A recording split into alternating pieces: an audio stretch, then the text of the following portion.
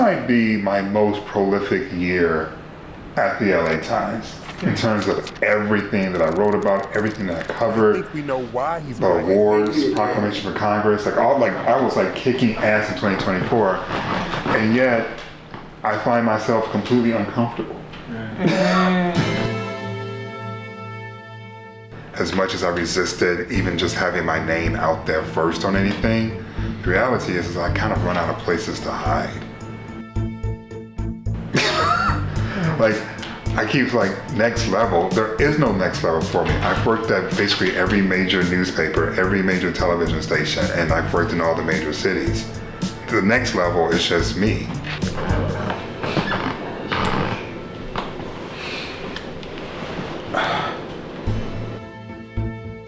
I've built a career looking at the intersection of sports, NBA gets it right, culture, because you wanted to check my black card, and politics. I see it as a reflection of this will continue to be an extension of that. If the money's no good or the location. To find a comedian who believes that, Welcome to the LZ Granderson Show. Welcome to the LZ Granderson Show. I am your host, LZ, and today is Thursday, July 24th.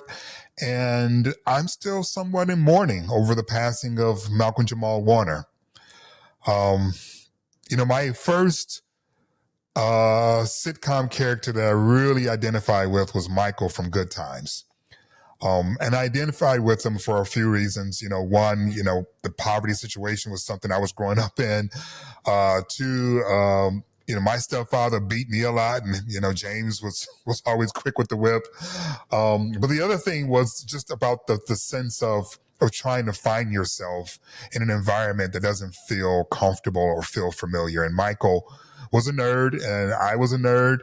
And so when the Cosby Show showed up, Theo wasn't necessarily a nerd, but he also has some of the same struggles in terms of finding his place in the world as a young black kid. And I grew up watching him and identifying with him because of that. And so his passing wasn't just about nostalgia for the Cosby Show, and it wasn't just about the mourning of a man who died tragically too soon. It was also a moment of reflection in terms of just how important he was as a human being, as he was portraying this character. I don't know if the Cosby Show would have had the same impact if he had turned out to be an asshole, on the back end of it. But because of his character and because of the integrity that he carried his life, both as a character on the show, as an actor, during the show, and then after the show, just continuing to watch him carry himself with grace and dignity was just a constant reminder that the phrase representation matters wasn't just about fictional characters. It's about being in the public eye and representing something greater than yourself. And Malcolm-Jamal Warner always did that. And because he did that, I felt the need to try to do the same in my own little way in my career. Using my platform responsibly, using my platform for good as much as I possibly could, like Malcolm did. And so, this has been a tough week, because it felt like I lost a cousin, lost an older brother, with his passing. So, rest easy, rest in power, Malcolm-Jamal. And thank you so much for just everything that you carried for us and represented for us for all those years. It could not have been easy, but man, you did it beautifully. And I can't think of a better way of transitioning from a little bit of sorrow than talking about some joy. I first saw KevOnStage a few years ago on social media and had been trying to get a hold of him for a conversation for a couple of years. And so by the grace of God, the timing all kind of worked out. And so we were able to have a really wide-ranging conversation about his early start and his faith walk and trying to build his business as a comedian with integrity. And so I think it's a perfect bookend to talk about the loss of Malcolm-Jamal Warner and his impact in the industry, and to segue into like this hilarious conversation with Kev on stage about trying to continue on in this telling of Black lives, but in a different way than perhaps the industry was used to seeing. So I hope you enjoy this conversation with Kev on stage. So Kev, man, I am so happy to see you, and bruh, your success has been absolutely tremendous to watch from the outside looking in, but I have to tell you, I'm a little bit angry because your success has prevented me from actually seeing you perform every single time during this recent tour, including Chicago, that I happen to be in the town where you're performing, and I think I can just buy me some last minute tickets. I can't find tickets nowhere. And I was real mad in April in Chicago because I was like going, oh, I'm good. I know I'll be able to find tickets here. Couldn't get tickets anywhere. And then I look on Instagram and you're there with the mayor. So I was like, oh, so if I'm running the city, I can get in and get tickets. But if I'm just a fan. I'm going to give you my number, LZ. Next time you hit me up, I'll make sure you're good. I'll make sure you're good next time. Man, I am such a huge fan of yours, man. Thank you so much for joining the show, brother. And congratulations on all your success, man. Thank you. And I must say, I'm a huge fan of yours as well. Been a fan for a long time. So this is very, very super dope to be able to chat with you. Oh, thanks, brother. Thank you so much. Your story, is a fascinating one to me because one, you're an Army brat, right? You're a military kid. So you have the constant traveling thing going on. But, I want to start our conversation with your approach to comedy because, we got Ratchet secured. And we've had Ratchet secured for a long, long time. But you've made a name for yourself by being the unratchet. How did you find yourself doing comedy from a biblical perspective? I think the best way to explain it is I just was always myself. I think I'm a church kid. I grew up not cussing. I could not cuss. That was like such a cardinal sin. I just was listening to this Anderson .Paak album I downloaded in 2016. And at that time of my life, when I was like 33, I still felt uncomfortable downloading albums that had cussing in them. Like I still felt like that was like, ooh, that's kind of crazy. Even though I watched TV shows. And I just was like, I was clean versions guy or listen on the radio. I couldn't, I never felt comfortable buying full albums with cussing on them.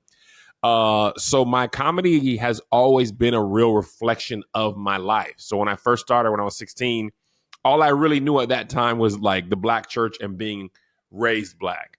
And then when I got married, I was able to add that. Then when we had kids, I was able to add that. So I've always just done comedy from my point of view. And I never like chased what was popular. You know what I mean? I just did what felt natural, what kind of came out of me. And I think, a friend of mine, Patrick Cloud, always says, the best thing you can do is be aggressively genuine. And I think that's what I've done. I'm just a silly guy. And a lot of times people are not comfortable being silly or corny, but I am. Really, I don't know if it's so much the silly part. Because I don't think the only person that's allowed to be funny in church is the pastor. Maybe the first lady. But you certainly weren't supposed to be cracking jokes in church when I was coming up. So I don't know if it's just, it's that, but it's also the fact that it's in the setting that you're in. Yeah. So before I even did stand up, how I kind of got my start for real was like after church, my grandma and my mom would be like, do Sister Daniel's shout or do that thing, do how Elder Washington preached. Remember how he messed up? So like I was getting rewarded for mocking people, but it was outside of church. So obviously the first stand-up set I did, like 80% of it was like mocking preachers and stuff. So, and that was the first content I did on YouTube as well. So I kind of always got away with it, and I've just continued to get away with it on the internet as well. What is your favorite scripture or book in the Bible to kind of clown? Oh my gosh, I've never clowned a scripture, but I think a story was like, I think it was one of the prophets. We always make fun of this. These kids made fun of him. They called him bald, and he got eaten by she-bears. So we just always thought that was such an egregious result for calling somebody bald. that bears 8 children. It's like, oh, that's OD, man. That's crazy. They're just kids. But I don't know who I can't think of who that is or where that is in the Bible. I think it was Elisha, but I'm not totally sure. But that's got to be the funniest thing in the Bible to me. I was always just a big fan of people who clown the Jonah story, man. It is just, and not clown from a whether you are a Christian or not perspective, right? But just like just the setting. You're in the belly of a whale, like that. Like this is setting alone. Seems like there's jokes are there, Absolutely, I had a joke about that, like. Jonah couldn't have had a girlfriend or a wife because there's no way. She's like, where you been for 3 days, Jonah? You're supposed to be in Tarshish. Where were you?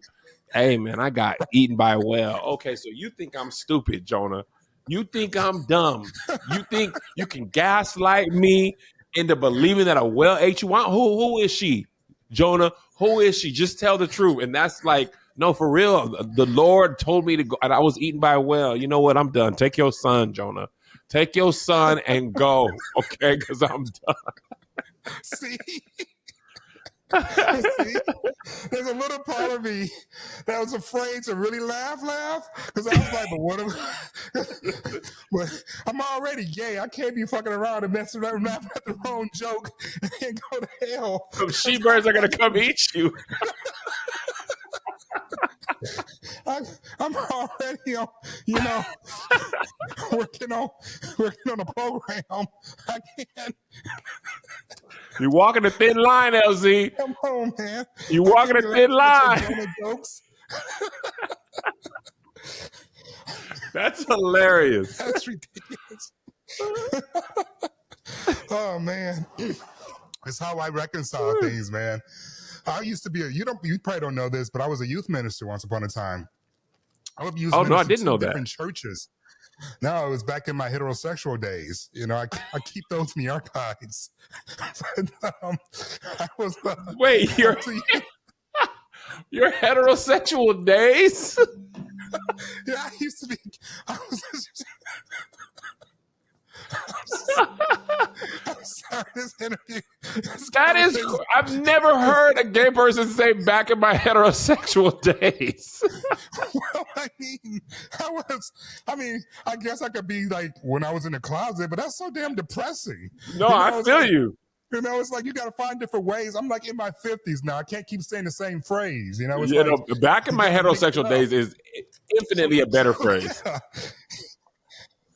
I got some Shakespearean stuff too, depending on mixed company. I kind of mix it up a little bit. But back in my heterosexual days, I was a youth minister, and one of the things that was the hardest part for me, man, when I was coming out, was reconciling obviously my faith and my walk with Christ with my sexual orientation, and what that meant. It wasn't an easy journey, but I remember the one thing that always kind of kept me kind of grounded, if not snickering a little bit. It's like going, where we all have sinned. So on the off chance I'm wrong on this one, let me get all the other ones good. I was like bargaining on my way out the closet.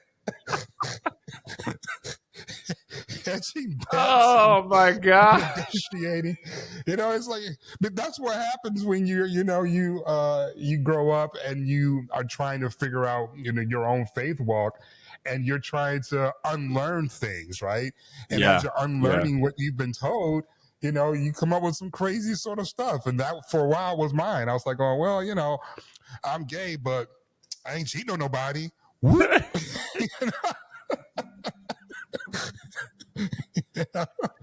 That's the funny thing about that is talking about cussing. Like, that's how I reconcile. I fully had sex before marriage, but I was like, I'm fornicating, but at least I'm not cussing. That's crazy. I would never. That is just sacrilege. A little sex, okay. Who hasn't? But cussing, no, that's just crazy, Kev. You can't. That's reprobated mind. You can't be doing that. it is such a microcosm of our political system right now, Right. where it's like picking and choosing, like they're in the Yes. fields and the movie centers. Like, let me grab this bundle, but not that one over here. It's kind of crazy. Right. So you decide to be a full-time comedian. You are coming at it from the perspective of your faith. And your journey sort of isn't fully unique because you do have a source of inspiration. Can you talk a little bit about a man by the name, I believe his name is John Slocum, and what he kind of meant to you in terms of your comedy? Yeah, Jonathan Slocum, he has at the time, I mean, it's still out, but he had a comedy special called Laugh Yourself to Life.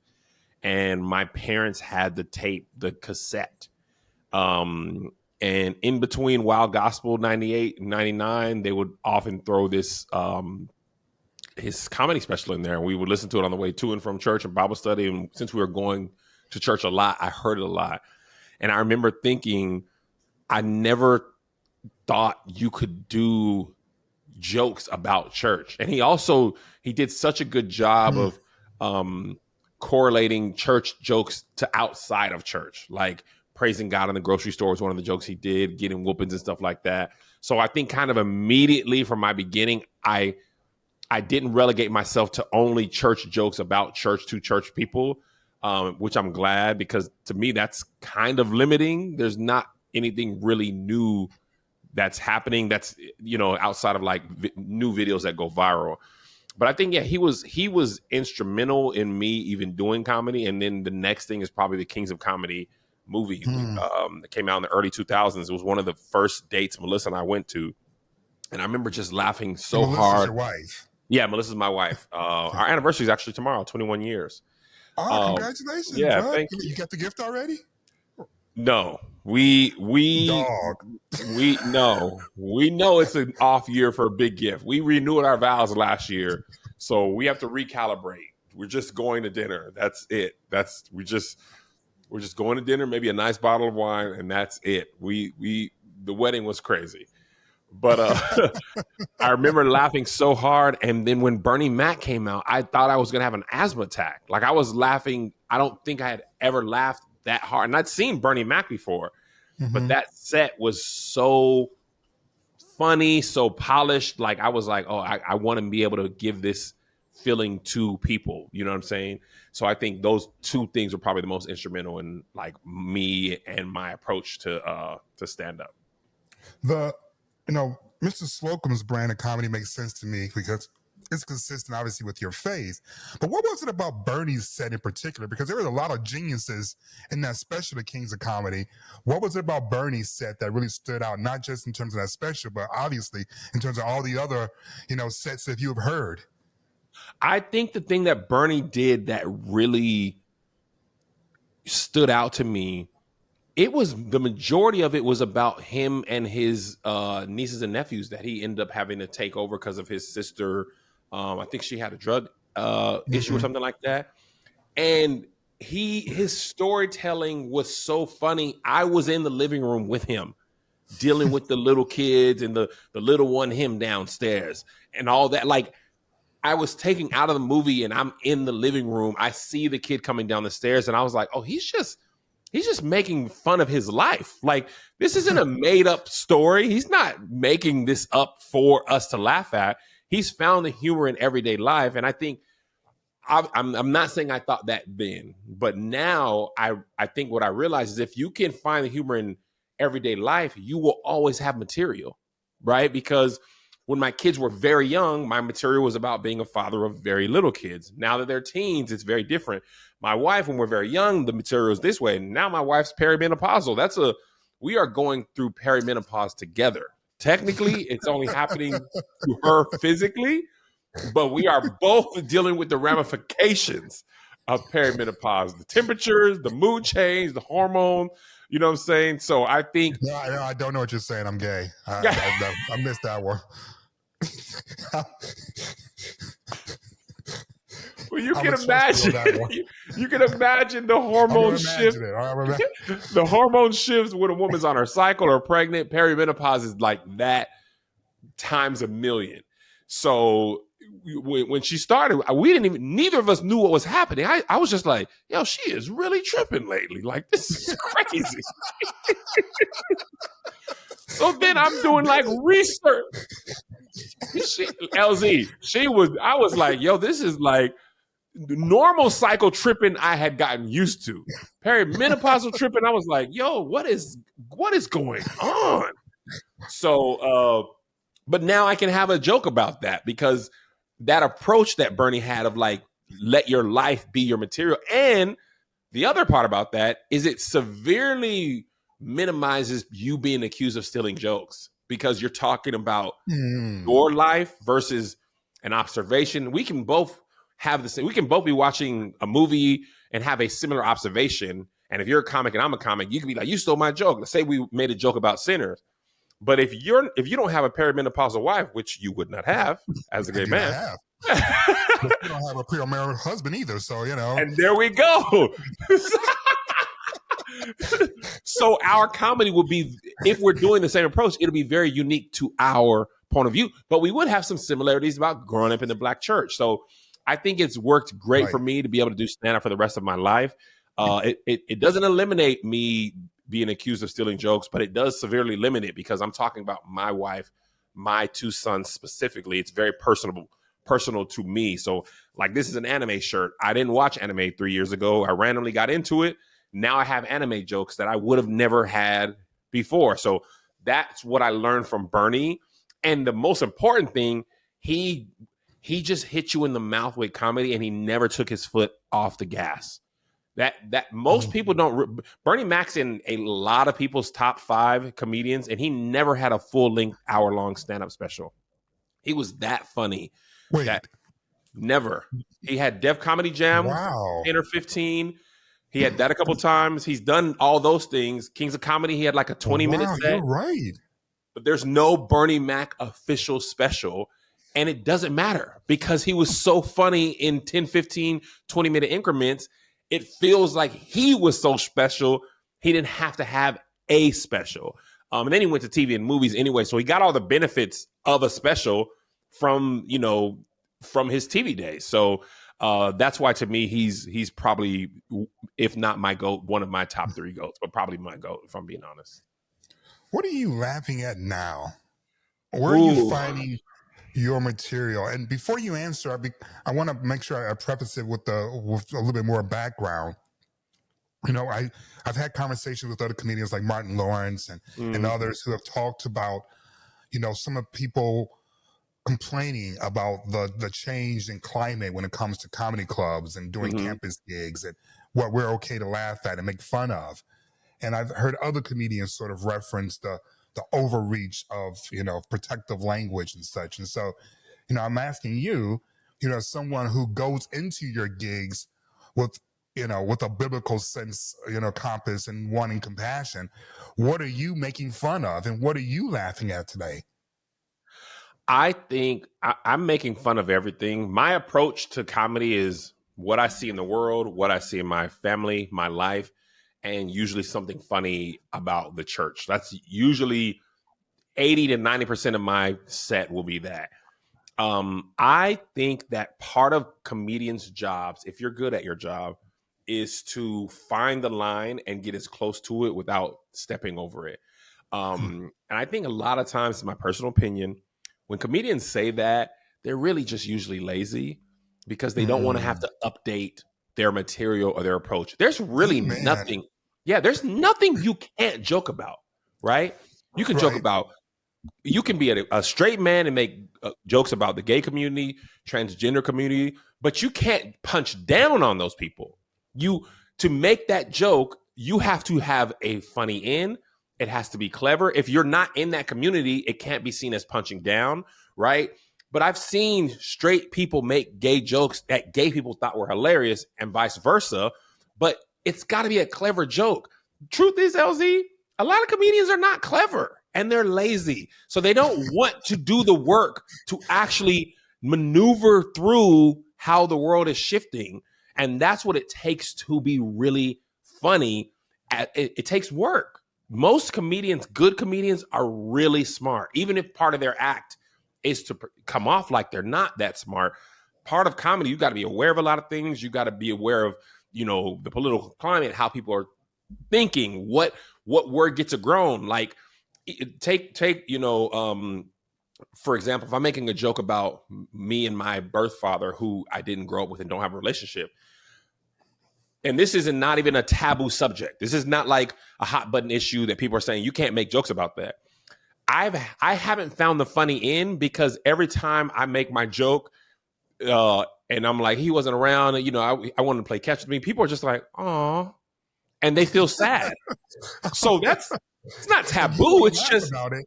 Yeah, I haven't found the funny in to get you not to say, because if you start off with "aw," you rarely get to laughing, right? So sometimes you got to give people permission to laugh, and then you can make the joke. You got to, and you have to work your act, and you have to work that joke. Not most, a lot of comedians just want to do the same joke over and over the same way, get their same 30 minutes done, get paid, and not have to update it. If the world is changing and you can't use that joke, or you got to update that joke, now you have to do work. And I found most people, comedians or not, don't want to work hard at their job. They want to do the least amount of work possible and get paid. So asking somebody to do a lot of work, they don't want to do that. So they just complain like the world is PC and all that type of stuff. There's a comedian making every single joke. And the other part is, and I know I'm rambling, you can make a joke whatever you want. You can joke about whatever you want. You just have to deal with the consequences of those jokes. What most comedians are saying is, I want to say whatever I want, but I don't want to deal with the consequences of saying whatever I want. And the last part is, it also depends on your type of humor. Like there's a comedian named Trey Rags, a young Black comedian on TikTok and YouTube, very dark humor. But he started off as a dark humor comedian. He makes jokes about everybody. That's, one of the things people are like, he doesn't choose one group. And he started that way. So his audience who likes dark humor has found him, as opposed to, and he knows like, I'm a dark humor kind of guy. So if you don't like dark humor, don't come over here. And that's the final thing I want to say about this is, knowing if you want to make any joke, you have to know that you're not going to be palatable to all audiences. So that might limit your scope. And that's another thing people are not trying to do. Most comedians, they want to play the Madison Square Gardens and the arenas. Well, you're not going to get that if you're punching down and all that type of stuff, well, unless you're white. You can, that sometimes it's just rocket ship towards I was going to say, I can name quite a few comedians whose living is based off of punching down, if there was anything above their heads, they couldn't reach it, but if it was down, they can. They're absolutely. I'm talking about as a Black person. There's a lot of comedians that are white. None of those rules apply to them. It's punching down is often a rocket ship to stardom and to arenas for them. But for me, is that? Well, because there are certain jokes you can make. Yeah. To your point, that if you start off with a groan, you're never going to get to the laughter, and yet. Time and time again, there are jokes that have been made about people, about communities, about minorities or whomever that should have listened to awe, but doesn't, and instead gets the roar. Yes, exactly. Sometimes I think in today's political climate, sometimes the audience loves the comedian who says the stuff that people wish they could say, that you now get in trouble for. People find your job and they call your job, or they, review bomb your restaurant or whatever. So it's kind of like with the president, like he was saying things that a lot of people felt and a politician has never said. So they were like, ooh, I can't say that kind of stuff, but he can. So I can just be a fan of his. And it's kind of like, symbiotic relationship. I don't know. I'm just throwing words out. But right. they jump on with him and they kind of live vicariously through him and the way he speaks to people. I think comedy is the same way. People are like, yeah, he just tells it like it is, man. He don't care about PC, man. And funny is funny. And a lot of times those things are not just funny. They're just rude or crude or crass. But they're not actually funny jokes, so, but that's not my type of comedy. So I think when you come to my shows, you will find humor and you'll find something well thought out. I mean, you'll find something that's just meant to be funny and there's not too much behind it. I think a good comedy set is a mix of all those things. Everything doesn't have to be super deep.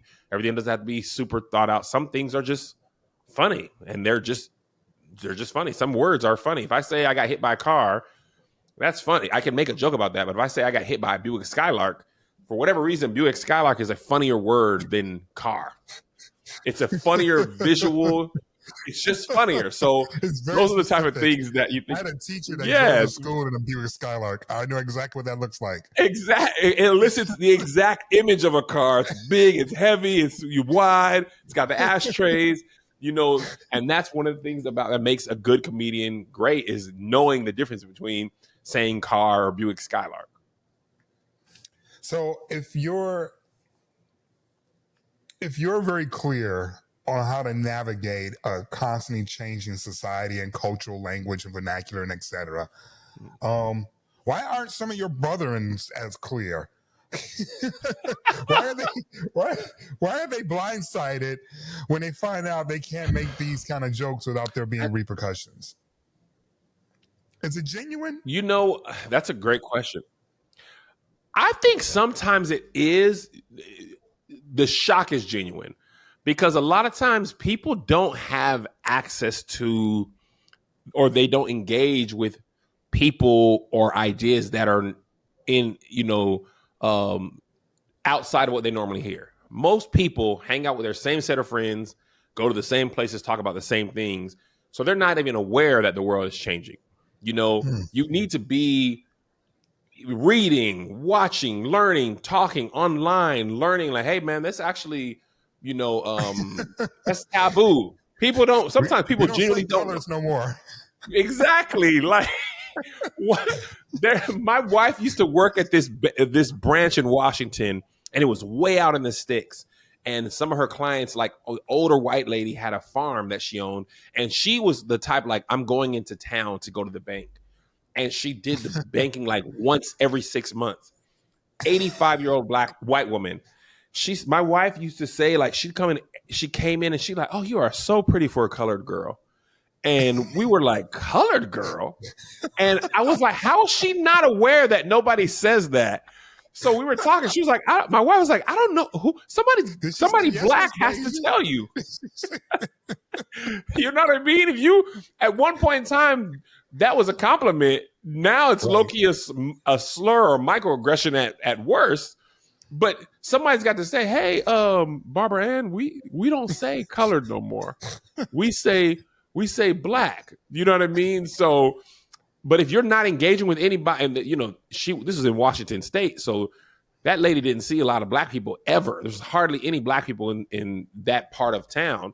So she's not interacting with anybody. So I think she genuinely meant no harm. She really meant to say, you're a beautiful colored girl. Congratulations. And went on about her day. And I think comedy can be like that. Some people just they really don't know no better. Until they get on stage and find out, whoops. Until they get on stage and find out, and then they find out rather quickly that the world has shifted underneath their feet. Not good. Yeah. Better. Exactly. How has your comedy changed as the ideas of what it means to be a man has changed? This conversation about masculinity was at the heart of a lot of the energy around 2024. And to me, comedians are one of the greatest gauges of what it means to be a man because they, again, tell you what is okay to make fun of and what to joke about. That's a great question. I see why you did this for a living. Masculinity has why you been using past tense? Damn.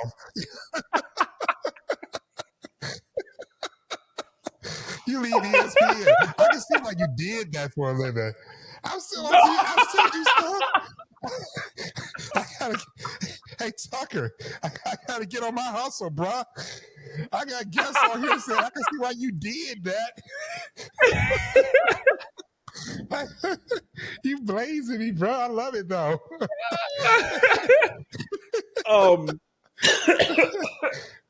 Excuse me.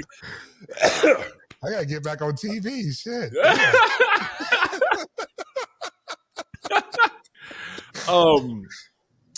It's so funny. I can think of like 3 or 4 times in my life. Before I answer your question, I want to preface it. I remember very specifically. You remember Ironhead Hayward, right? Yeah. Okay. When I was a kid, he had a commercial, and he was selling. This is when body wash and loofahs were relatively new, and they were trying to get men to use them. So they hired Ironhead Hayward to be like, yeah, and he like squeezed the body wash, and he like took a shower. And I was like in middle school at this time, and I was like, oh, I can use this. Because Ironhead Hayward, who's somebody I know, he's big, strong, he's masculine, he plays football, he uses body wash and a loofah. It's now manly. There was a time where it was considered not manly to eat coochie. And I remember in high school, yes, right? And I'm a big fan, LZ. You should try it sometime. I don't know if you have back in your heterosexual days, but... I think I've done at a restaurant once or twice, but I didn't give it good reviews.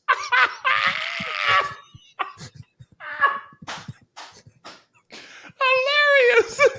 So Lil Wayne is like credited. Leave it in there, LZ. It's hilarious. But Lil Wayne was rapping about eating coochie, and all of a sudden, I remember in high school, it was like, oh, dang, this is kind of cool now. And then I remember dudes started talking about it because I watched The Sopranos. They were like, yeah, it was. I remember specifically, I was like in 11th or 12th grade. It started to turn the tide about being masculine and still being a man and eating coochie. They have a whole arc on The Sopranos about that. And then... Wait, hold up. There's a whole story arc on Tony Soprano's HBO. Yes. Uncle Junior, who was the boss, there's a rumor going around that he eats coochie, and it's like super detrimental. Like in the Italian mob, you can't do that. So he's like telling his girlfriend, she's like, you can't tell people that. Like, it makes them think I'm weak. Like, you can't be seen as eating coochie. Like, seriously, it's like a whole episode or 3, like, comes up a couple times. I didn't check Sopranos like that. Wow. Oh, yes. It's one of my favorite shows. But yeah, in the Italian men, I guess in the late 90s, early 2000s, I don't know about now, but it was considered not masculine to do that. Now it's like, I don't know how you're pleasing your woman if you're not doing it.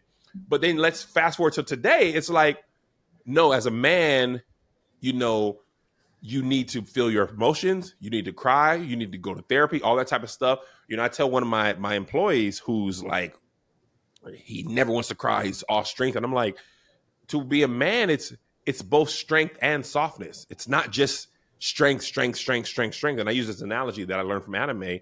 If you make a sword that's full of strength, like all strength, no soft points, it will break. Like you have to have some weak points to make it malleable so it can actually be stronger. So I think the long-winded answer is masculinity is changing, but it's always the responsibility of men to be open and honest about what it means to be a man. Because to be a man, to me, it's to be a present father and a loving husband, a faithful husband. It's, you know, letting my kids know it's okay to cry, reading books to them, going to soccer practice, you know, robotics tournaments, or whatever that case is, being a loving husband to my wife. That means cooking, cleaning, loving her, doing my part, all that type of stuff. Where sometimes it's like a man, you know, men don't cook, men don't clean. That's woman's work. Well, in Jamaican culture, men often cook, and most chefs are men. So, I mean, it's a lot of things are not even congruent. So it's the responsibility of some men who have a platform and a voice to let other men know this is also masculine. Do you joke about that? And does it land? Like men to joke about not doing the dishes and maybe they should. I haven't done it on stage. I probably touched it on a podcast and things like that. Like, I think I try to hit people as many places as possible on social media, podcasts, and on stage. I haven't done that specific joke on stage, but I've talked extensively about eating coochie on stage. Actually, a friend of, and on podcasts. What Bible verse is that? In the Song of Solomon. It's in there. Eating of her garden. It don't say eating coochie, but some theologians posit that the garden Solomon was talking about was a coochie. I can't prove it. Theologian or are they streetologians? which preacher you listening to now? Because them streetologians, that makes a little bit of this, a little bit of that. They have you all out there now. That's all I needed to know, though. Whether it's true or not doesn't matter. I've already accepted it as truth for me. So I'm no longer questioning that. We are going to, Tucker's my producer, we're going to look up that verse and include that verse in this episode so the people watching can verify for themselves about, Let me know, Tuck. Let me know what you find. Do your due diligence. It doesn't matter. It's not going to change anything about what I do, but I am curious. Speaking of changing what you do, during the pandemic, you had to change what you were doing. Yeah. Because you couldn't tour. Right? Mm-hmm. We were shut down. You're trying to figure out a way to make money. Your entire way of making money requires an audience, which you can't have. And you decide to do what? I decided to do something called Keep Your Distance Comedy. I had been invited to do some Zoom comedy shows. Those were the first things that kind of pop up. I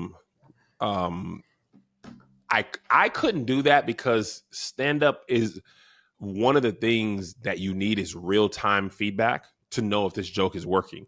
And even though Zoom is very fast and it's not instant, so you don't know if that joke's landing fast enough. So I was like, I'm gonna bomb doing that. I can't make it work. So what happened was LA opened up to I think you could have 25 people outside if they were socially distanced and you did testing. That's how we were like going to restaurants. We were sitting outside on the parking lot or on the streets. It was craziness. And I had the idea. I was like, if we can get 25 people, that's a small show, which most comedians have done small shows. That's enough to get an audience going. And I also was very bored at home and watching stuff. Versus was in its infancy. And I remember we were cooking. She was cooking like fight night party stuff for Versus battles. Like we were making nachos and wings and making drinks and all that stuff. So I'm like, oh, we could do this for comedy. Like we had a business partner who had a studio that, had like a little parking lot outside. We used to shoot sketches in. We were like, LA's doesn't rain a lot. So, if we can stay warm, we can put some lights out. We can perform outside. And before I got to do the first one, when we were still planning it and figuring out how to do the COVID test, because we had to also legally, you still had to do COVID testing to gather. How much were they back then? Because you had to pay out of pocket, right? $200 a person. And that was every comedian, every audience member, and crew. So we ended up spending a lot in COVID tests. Like this is before they were free. The free ones were readily available at the very, very, very beginning of the pandemic. We had to get a doctor to come to this, stage and do the instant test where everybody had to wait 10 minutes, all that type of stuff. But before I got one, Dave Chappelle put the same idea out. He did it in Ohio in like a field. And I was like, oh, great. Now I can tell people, hey, this is exactly what I'm doing. Here's what Dave Chappelle did. I'm going to introduce you to these comedians, 5 or 6 comedians. And it was like an instant hit. It was super dope. I probably taped and delivered like 150 micro specials for comedians between 12 and 20 minutes. A lot of them, I'd say 85, 90% didn't have any quality video of themselves doing comedy. If they weren't like on TV or had performed like in LA or the Laugh Factory. Like most comedy clubs are not equipped to shoot your special, to shoot anything good. Cell phone cameras are like grainy and all that type of stuff. In LA, they're lit well in some places, but most comedians didn't have it. Cause I was asking, yo, send me some tape so I can market you. And they were like, brother, I don't have no quality tape. The stuff they would send me would be really grainy, like unusable. So when we were done and after it aired, I would give those sets back to the comedians so they could put it on YouTube to market themselves. And a lot of comedians were like, to this day, their biggest YouTube video is their Keep Your Distance set. And they've used it to get themselves booked at colleges and clubs and theaters and all type of stuff. So you fed the people, man. I fed the people. The audiences were happy. The comedians were happy. A lot of them still have fans from those sets. It was great financially. It was fantastic because, like you said, I had just started my tour. It was like March when we got shut down, and I remember in February I was in Tampa on a treadmill, and my agent called me and was like, "Your next weekend shows are canceled." Remember in the beginning, it was like, out of sheer abundance of caution, we're just going to do this. And I was like, I actually was excited. I was like, oh, cool. My son has a soccer tournament in Arizona. Like, this isn't the end of the world. Like, I'll go to his tournament. Then I have my next show. Then when I got home, my son's soccer tournament got canceled. I was like, oh, okay, dang. Like, okay, Arizona's? Okay, this might be more serious. And then a day later, my next weekend show got canceled. And I was like, man, they might be tripping. And then like a week later, everything through Memorial Day was canceled. So I was like, that's my big income. That's how I keep my kids fed, keep the lights on. So now I'm scrambling. And, my therapist helped me realize this. She was like, one of your best skills is the pivot. Like, you pivot on a dime. Because I was always worried about getting canceled or saying the wrong thing on the internet. And now I can't tour. What was going to happen? And then all of a sudden, Earth was canceled. Like, you can't do comedy clubs. You can't pivot, bitch. Now what? Yeah, exactly. So, what we thought was going to be the worst year financially was one of the best years. Stand-up wise, podcasts, ads went through the roof. YouTube content, like all the videos we were making, people were watching more of them. So there was more ad dollars spent. So what we thought was, and this is for a lot of creators, what we thought was going to be our worst year ended up being some of our best years. And that's one of the things I'm most proud of, not only because it was lucrative. That's probably I'm proud of that, but it's the least thing I think about. It was like, people see me in the streets and they're like, man, you got me through the pandemic. Keep Your Distance helped me get through the pandemic. It gave me something to look forward to. It gave me date night. You introduced me to a lot of comedians, and comedians are also very grateful. Like, yo, you put me on the map, or you help, introduce me to new fans. I've been getting booked as a result. So that's what I like to do with my platform. Obviously, I want it to be lucrative and, help my family and legacy and all that type of stuff. But also, I love to create opportunities for other people to do what they love, and to give them their first shot or their chance. So I do that as much as possible. And Keep Your Distance was probably one of the greatest examples of that I've had in my career. So if you had Keep Your Distance to help you pivot in 2000 during the pandemic, and you look around at the political and cultural landscape today, what's the pivot for KevOnStage? Well, right now, I just delivered a TV show to BT. I think the pivot that I'm working on now is I'm pivoting away from TV into either independent films or film partnered with studios. I've been doing Patreon for a long time, but there's a cap to how much you can do with that. And TV is very expensive and hard to make and hard to get approved. And I think I can make low budget, micro budget films that people would love. And I think I might be able to sell them for 10, 15, 20 bucks. And market them to whoever's marketing to them. Like, I might make a horror comedy and market it to people who like horror or comedy. Then I might make a rom-com. Then I might make a drama. And a lot of my audience would probably buy everything because they're fans and they see the vision they want to support. Absolutely, man. Yeah. Some people might just be like, oh, I like horror comedy. So they might not ever watch another one, which is fine. That's how movies work. Every movie that comes out, and there's no movie outside of just like cinephiles. There's no movie that comes out that everybody sees. Like, movie companies market them to people who like those type of movies. I think that might be the most financially responsible, conscious choice. And it allows me to do what I like to do, which is make content, create, give people opportunities.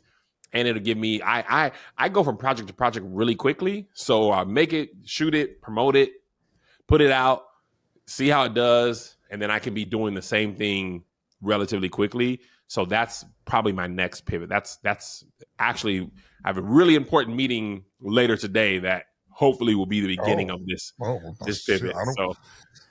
I don't want to get caught up in messing up your stuff now. If you got Eddie Murphy calling you about Boomerang 2 or something, let me know. I'll get you out the way. So I know you got a book coming out. Yes. Tell us about your new book. Successful failure. Successful failure. I love me a good oxymoron. Lessons learned flat on my face. It's coming out September 23rd. It's my memoir life story up until this point, told from the point of view of all the losses. Because I think social media has made us forget how many losses people take on their journey to success.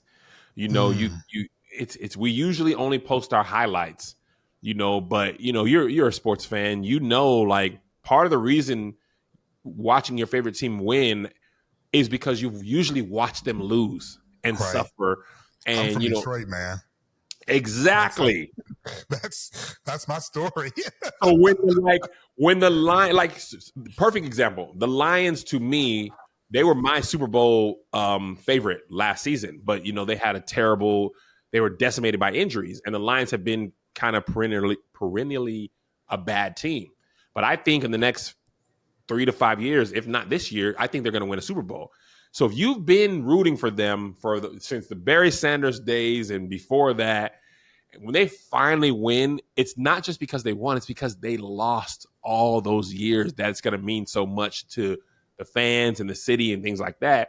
But we tend to only focus on the victory part, the championship and the parade. But I want people to know, like, my story, like everybody else's, is full of losses and lessons and rebounds and pivots. And, you know, you become a good businessman by first being bad at business. And somebody taking advantage of you, if you're smart, you should learn from someone taking advantage of you. So like when I first moved to LA, I was signing terrible contracts, LZ. I was so nervous that if we pushed back on anything, they would be like, well, never mind, we're not doing this. And it wasn't until I got into the business that I realized that first contract they send out, nobody expects anyone to sign that with no changes. If you do, they're like, you don't even have good representation. If you sign the first deal, you don't redline anything, not one thing. You're crazy. But I didn't know that, and I was so hell bent out on getting out of Washington that I was like, yes, take it, sign, we'll make it work. So, you know, dealing with the fallout from those first few deals, I realized, I should have said no to this part. And saying no to some stuff is how I got my best deal. So those failures are the reason that I'm a smarter business person today. So I just want to really obviously make people laugh. It's very funny. I just did the audiobook last week, and I was laughing myself recording it. I was like, man, this guy's got a future. This is hilarious. So, I don't know how much business acumen this chapter is going to have, but I'm a black man of a certain age. So when I heard you had the chapter Freaknik,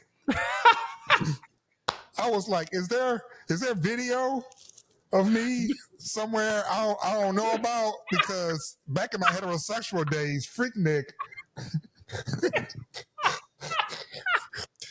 was my original gay pride. So I'm curious, how did you land on the chapter Freaknik? So Freaknik 96, I went to.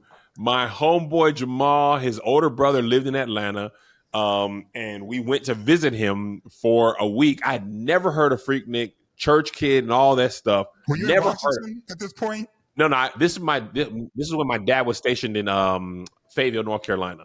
Okay. So me and my boy Jamal went to visit his brother in Atlanta, and he's like, "Oh yeah, y'all Freaknik is this weekend. Y'all want to go?"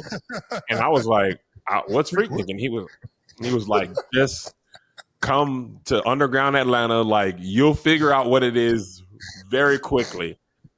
LZ, when I tell you I had my sexual awakening that weekend, I was like, oh my God. I had never seen so much body on display with like my natural eyes. I'd seen it on like movies and stuff, but like I'm a very come from a very religious, strict background where when we went to youth trips to the pool, the girls had to wear full cover bathing suits and then like a shirt, t-shirt gown on top of that. And jean, like we had the church picnic. They played volleyball. They had jean skirts on playing volleyball. So that's how I was raised. And then you take that kid who is still living that life. At that time, that was my everyday life. And you take him to Freaknik. I was like, oh God. I thought the Lord was going to come back. I was like, this is Sodom and Gomorrah. Like, there's no way I didn't even know what the word twerking meant yet. But there was so much twerking and oil and butts all over the place. I didn't see him. I don't know. You said oil, so I was curious. So. I did not see him. I did not see him. No accusations. But what I saw, I love. Trigger word. So.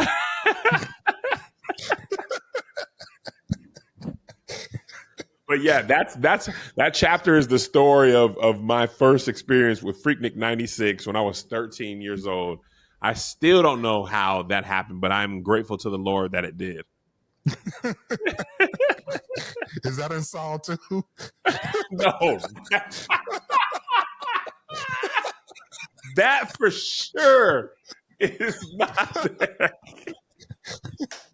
That ain't got no place in there at all. Kevin Fredericks, KevOnStage, brother, man. Thank you so much for spending time with us at the LZ Granderson Show, man. My pleasure. It was a hoot and a holler. Thank you so much. Thank you so much to your audience. I appreciate y'all. Thank you for listening and get my book, man. Help me raise these kids. I'm gonna have 2 kids in college very soon. Help me, man. Please. Oh man, you didn't teach them how to throw a football or something, man? Or no, run fast, man. My youngest might be scholarship ready, but I don't think he's gonna get the scholarship. So I need y'all to chip. You better do that LeBron James Bronny thing, man. Get him in. By any means necessary. You messing around, man. You better jump.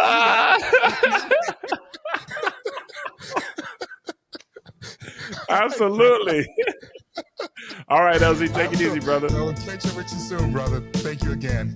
All right.